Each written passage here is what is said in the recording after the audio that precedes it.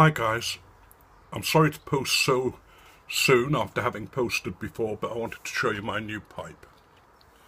It's a lovely pipe.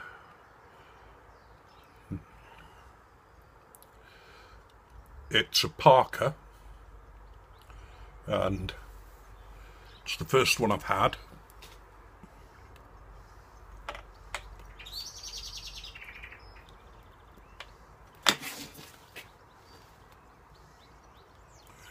And I'm smoking St. Bruno's.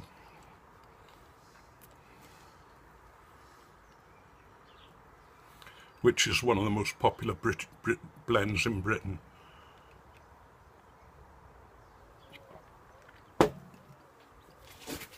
And one of the blends that I like to smoke when I'm feeling particularly butch. Sorry, I've packed it a bit tight.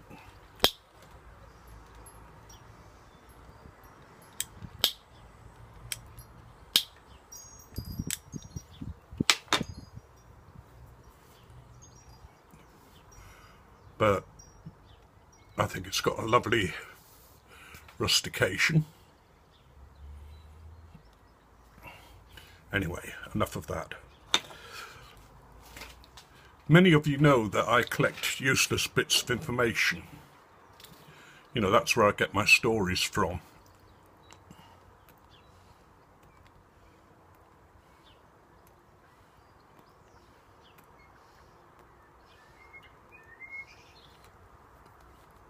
And I was thinking today about sharing you one from not from my army or navy or battles, but from medicine. The only operation with a 300% mortality rate. That's 3 people died because of this operation.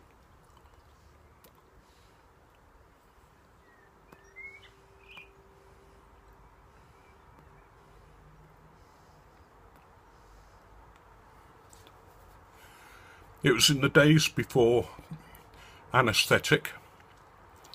The surgeon was a Mr. Liston. It was carried out in an operating theatre which had several people sort of as visitors to look and to hear and to smell and to enjoy the tension of what was going on, which was very common in those days.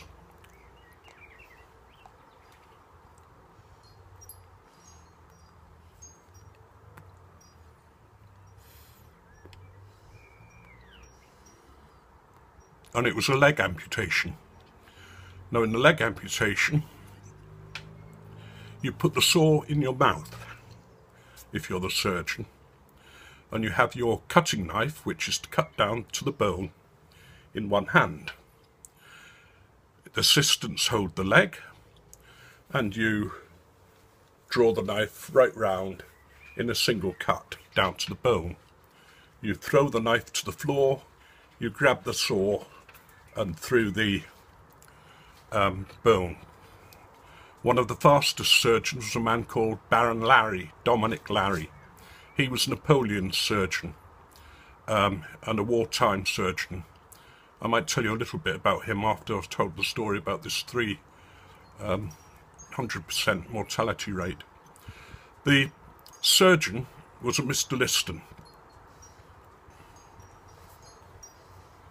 a very famous surgeon, not Mr. Lister, who discovered a way of antisepsis and that kind of thing.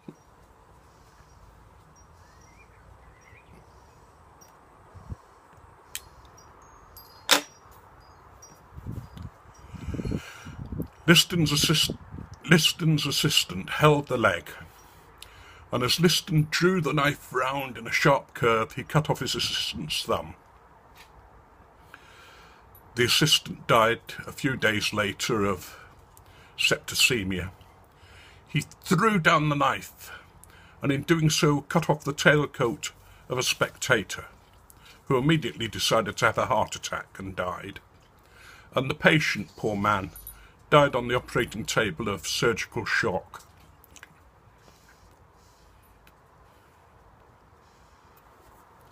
"300%. mortality rate.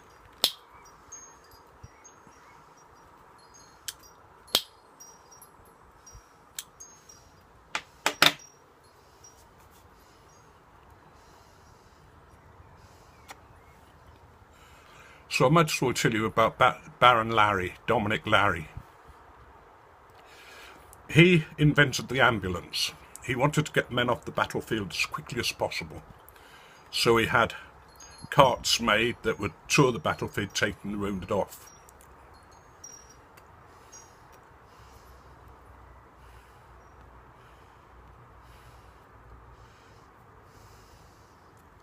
But he often operated on the battlefield.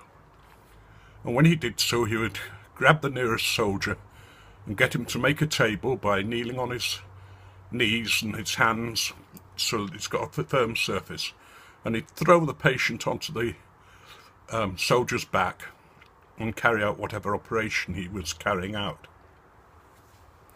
Very famous surgeon, very popular with the men, and had quite a success rate, even despite the dirt of the battlefield. But anyway, that's probably made some of you sick, so I'll stop there with that one.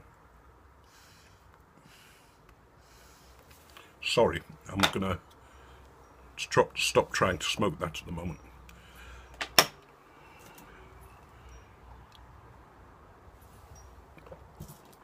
But I mentioned in my last video, I think, the Brotherhood of the Pipe. You know, I mentioned that we're the Brotherhood of the Pipe, and somebody commented on that, thought that it was a lovely idea. But if you think about it, it's a great image for us, Brotherhood of the Pipe.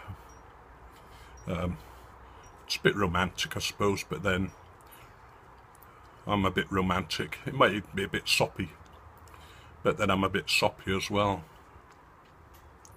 I said it to my wife, you know, the Brotherhood of the Pipe. And she just looked at me as if to say, oh, one of his words again, you know. But it's worth thinking about, you know, and I'm just going to leave it there with you, the Brotherhood of the Pipe. Maybe we could sort of have some kind of hat to wear, you know, the Brotherhood. The old Victorian smoking hats and jackets. Or a little badge saying Brotherhood of the Pipe. But anyway, I'm going to finish with a true story. It's a story of one of my relatives. She was called Eva, Aunt Eva. And she really was a bit of a Yorkshire lass. And she had a love-hate relationship with the doctor. You know, when she went in, he'd sometimes say, "Now, Eva, before you start, what's wrong with you?" Well, one day she was sat outside in the waiting room, and the poor doctor got called away to an emergency. So the receptionist came in and said, "Unfortunately, doctor's called away to an emergency, but if you wait here, he'll see you all as soon as he gets back." And he was out gone quite a while, but Eva and the patient sort of sat there. They had their national health, and Eva was first in. And the doctor said, "Now then, Eva, what's wrong?"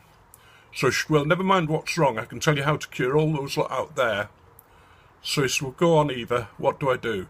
She'd give us some bloody hemorrhoids ointment, and you'll cure the lot of us who've been waiting out there so long. So that was Aunt Eva. She was, as I say, a remarkable lady, typically Yorkshire. And I'm going to finish there because I don't want to bore you too long. One of the other little stories I've got is about a doctor in a town called Otley. Otley was where the great cabinet maker Chippendale came from. And this doctor was called Dr. Rhodes. But most of his patients knew him as Blackface, because whenever you went in, he was always scowling and looking at you with giving you black looks. And when he was feeling particularly under pressure, If you went in as a patient, he'd say to you, "Now, Mr. Waters, what's wrong with you?" And you'd say, "Well, doctor, I've got..." And he said, "Get out there, I'm the doctor, I tell you what you've got." And you had to go out and sit till the end of the surgery. If you came in and thought, "I'll be clever here," and he said, "Now then, Mr. Waters, what's wrong with you?" And you said, "Well, I'm not quite sure, doctor," he'd say, "Get out there until you are bloody sure." Now, excuse the swear words, but that's how doctors and patients sometimes, and even human beings, sometimes speak. I always say if God had have wanted perfect, he'd have chosen another species.